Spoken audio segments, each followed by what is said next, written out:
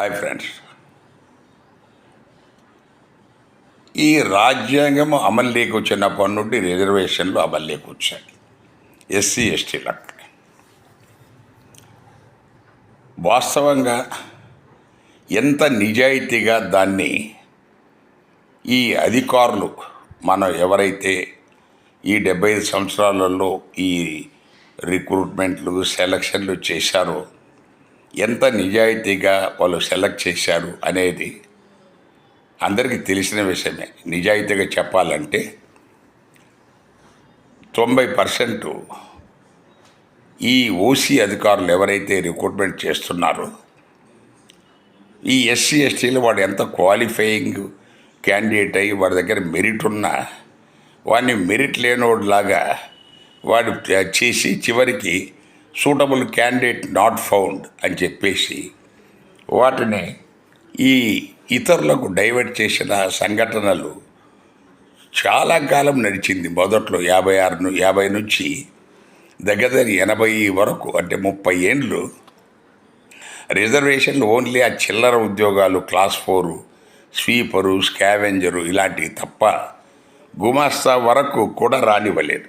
తర్వాతనే కొంచెం 84 తర్వాత ఇందిరాగాంధీ 80స్లో అప్పుడు ఆమె 70s 80స్లో పదవీచ్యుతురాలు కావటం తర్వాత కొంత మార్పు వచ్చింది.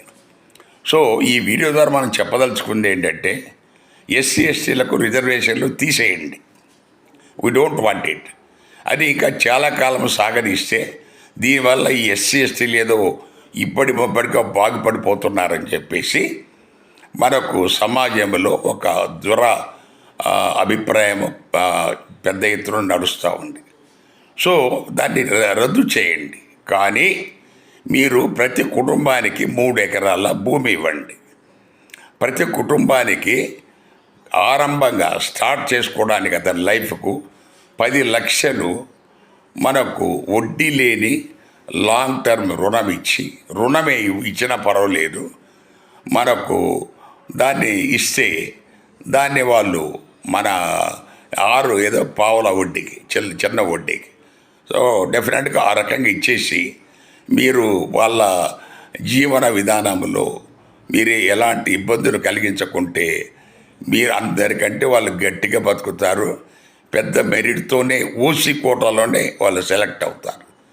దయచేసి అది మొదలు పెట్టండి, చాలా సంతోషిస్తారు దేశం మొత్తం.